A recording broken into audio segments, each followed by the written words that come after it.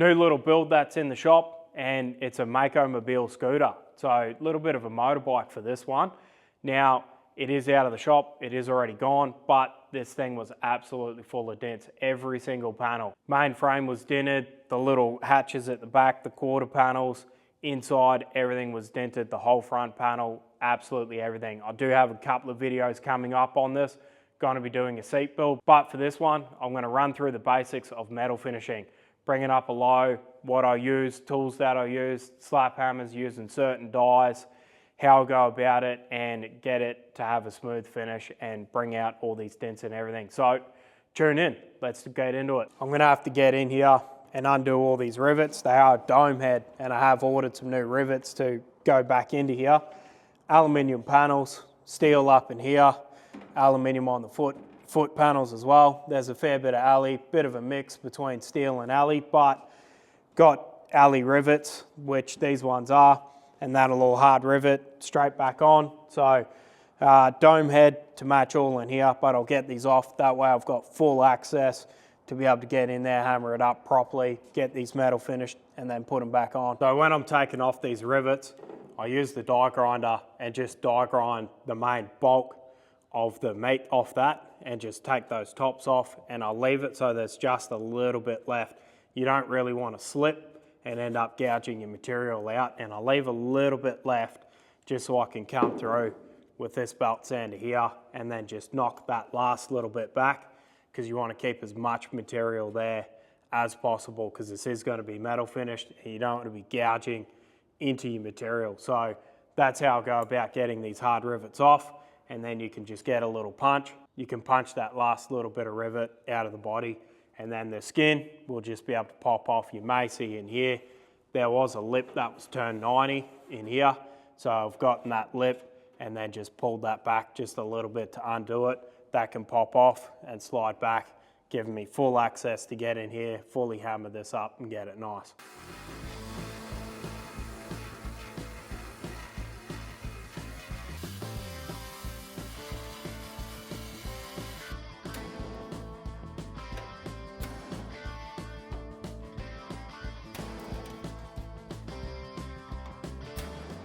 All right, now first things first, in starting to get to the point of being able to metal finish. This one here, it is hammered up a little bit. It's not absolutely perfect just yet, but this is hammered up and looking a lot nicer. I just wanted to get it to a point that I can show you. That is a lot nicer up in here. Now this one here, this one is still absolutely full of dents. Before going ahead and starting to file all this up, we want to be able to correct the shape and get things a lot closer, bring the lows up to the high, just to come up to a nice surface, and then bring those highs a little bit down. There's plenty of different ways you can go about doing this. Now, a dent up in here, like up in here, what you can do is use a dolly like this. You can get one of these dollies, put it underneath where that dent is, and just give it a bit of a bump up. And you want to do that on more of your major areas where you got a bit bigger of a dent. You can use that dolly and then just bring it up, giving it a little bit of a bump, just bringing that up a nice bit. So that's one of the ways. One of the other ways, you can get this panel, flip it over, get it down in here, and then with your nylon hammer, which this one has a bigger surface area here and a smaller surface area here for your tighter spots. Now, I would go and use this bigger one. I'd get that in there and then just start blocking that in, bringing that shape a bit closer to where it needs to be. You want to hit it a little bit, give it a bit of a feel, get it back on there, hit it a bit more, give it a bit more of a feel, and see that it is coming close. Another thing you can do in your areas that are a little bit flatter, like up in here, where there's dents and everything up in here, you can use a little nylon hammer like this. Now this one, you can change these ends, unscrew it, and then screw it back in, shape them up to whatever you want, have a flat one, slight crown, bit more of a crown, you can use something like this. Now I like to put that flat on the bench here, get it in there, and then just start blocking that in a little bit down to the bench to that flatter surface. And I'm using that nylon because I don't want to overstretch the material. It is dented a bit and it is already a little bit stretched, so you don't want to end up overdoing that. So that first sort of part, I'll do everything with nylon tools, so I'm not overstretching that material. Then I'll come through my steel stuff, dollies, slap hammers, planishing hammer, all that sort of thing.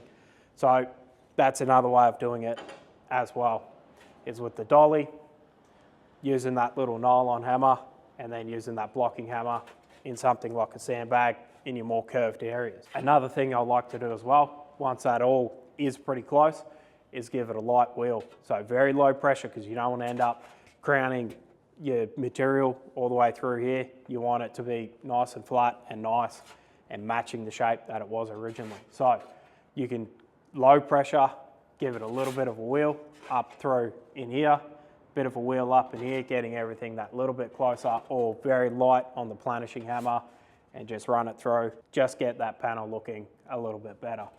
So I do like to do that. You can also not use the wheel and not use the planishing hammer and use the slap hammer with a dolly that matches properly. So through your flatter area that's in here, it's flat through there and curved that way. You want to match that with a dolly as close as possible. And then up in your area up in here where it is more curved, you want to use a dolly that's a bit more curved and match it up in that area using a slap hammer like this. You can get some that are curved, more for your reverse curve area, but mainly 80% of the time you're going to be using a slap hammer like this. So get your dolly under there, start slapping it, and it is a nice flat even surface, and it'll start bringing that material up nice. We will get into slapping after we've got this panel a lot more correct, and then go to start filing it. It is more work to be slapping everything up. That is why I do a very light wash over on the wheel or planishing hammer with something like that, just to cut time down a little bit. So sometimes you can't help it, and there is little areas that you do just need to give it a quick little slap up and a tune up with the slapper. So everything, it all has its purpose. Each different tool has its purpose. Do what you can with whatever you have. In saying that, we'll start getting into this a little bit, start correcting this, get this very close to where it needs to be, and then we can start talking about filing and then slapping lows up and getting everything a little bit closer.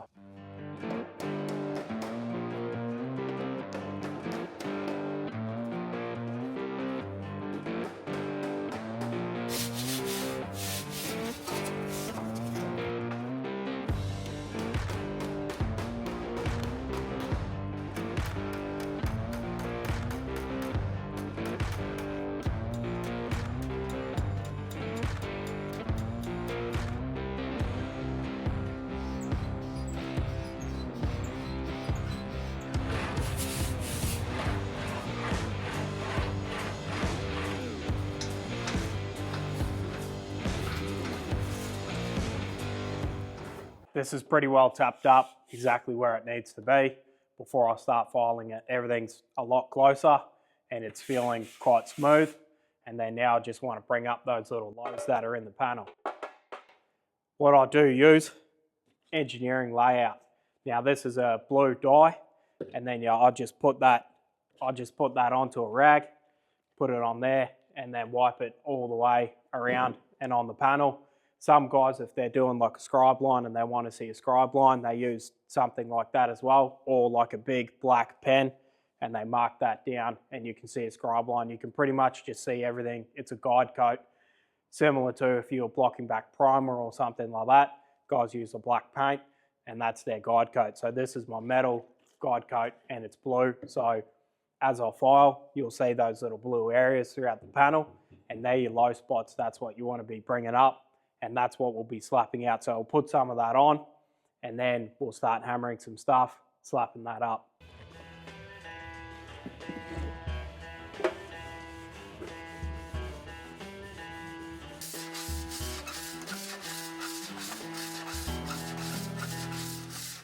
So as you can see, I've done a little bit of a file up and through here, mainly in this section in here. And you can see all these little blue bits. Now those little blue bits, they're your low spots, and they're the bits that you want to bring up. You actually need to hit it down for that material to come up. May seem weird to some people, but that is how it is. Because as you're hitting it, you're actually slightly stretching the material, which is bringing that material up. So with an area like this, I do like to use a dolly like this. If I'm trying to pinpoint something that's really, really small, I'll actually use just that little edge of the dolly. But if I'm in a flatter zone like this, I would use this part. But up in here, around here, I like to use just this part here. I do generally like to clamp this stuff down. If I'm doing a roof skin or something, I'll use clamps like this, clamp it to the bench and clamp the roof skin to it. But I'm not doing that for this one here. This one, I'll get into a couple of awkward positions, which you gotta do sometimes. I'll probably sit on the seat, clamp that between my legs. That way it's holding in a position and then I can hammer it. So I'll show you what I do when I'm bringing this up. Sometimes you can have this on the bench, put a sandbag on it just to hold a little bit of weight onto it and stop it moving around on you. That's another way as well if you haven't got it clamped up. But I'm just gonna clamp this here between my legs. That way it's secure and it's held. And then I'm gonna use this part of the dolly here. Now, when I'm looking for an area like this, I can generally get it straight off the bat. But that bit there, I actually use the tip of the hammer here and listen out for the dolly. That noise is off the dolly. So if you tap around on here like this, hear that ping noise? That's that ping noise and you're on the dolly. So if you hear, it's hollow. If you hear, you can hear that ping. So that's where you want to be. Now you want to get your slapper now and then just slap it.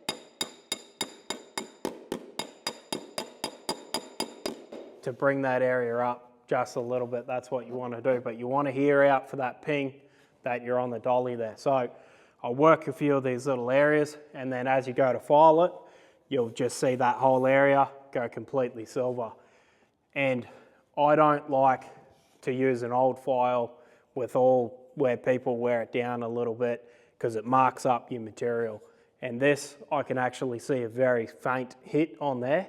And I prefer to use a smoother hammer and it just makes for a better finished result. That's why I run these hammers the way that I do. I do make these hammers. I am thinking about making a batch of hardened ones. I'll maybe go 5mm wider.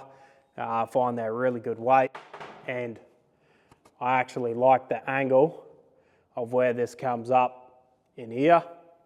I like that little angle there because that, if you're holding it this way, you've got clearance on your knuckles. I know some people run them with a bit of a kink and have it flat.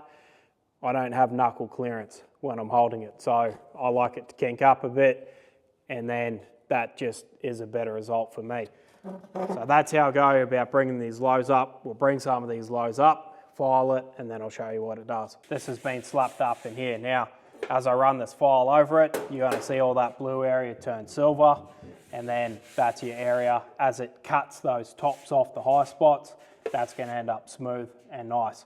So I'll file that, show you, and then we'll continue in hammering up and then finishing off the rest of this job. So I'll file it.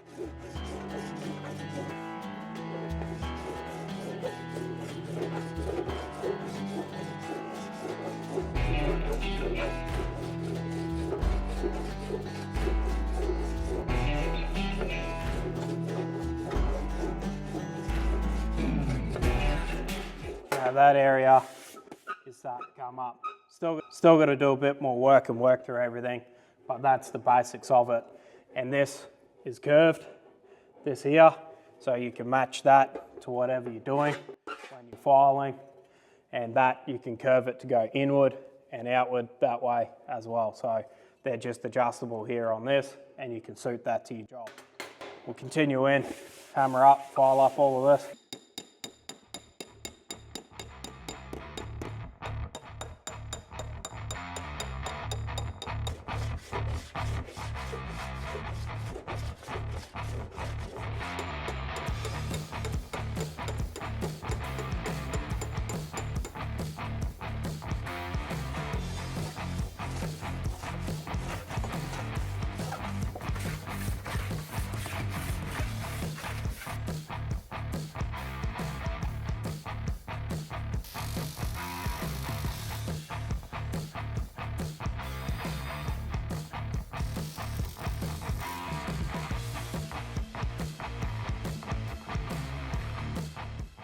Next part of the build that we're going to be doing, going to be making a seat for this Mako Mobile scooter. So there is a couple of tools that I used. One tool that I did miss in this video is a bullseye pick. So that right there, that comes up and just targets your spot. So I've scribed a little line where the center is on that.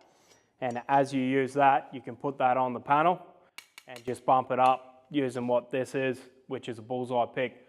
Don't use it a lot, but when I need it, and it is a handy tool to have around the workshop. So covering the basics of metal finishing, that's how I go about it. Tune in for the next episode, building the seat on this thing.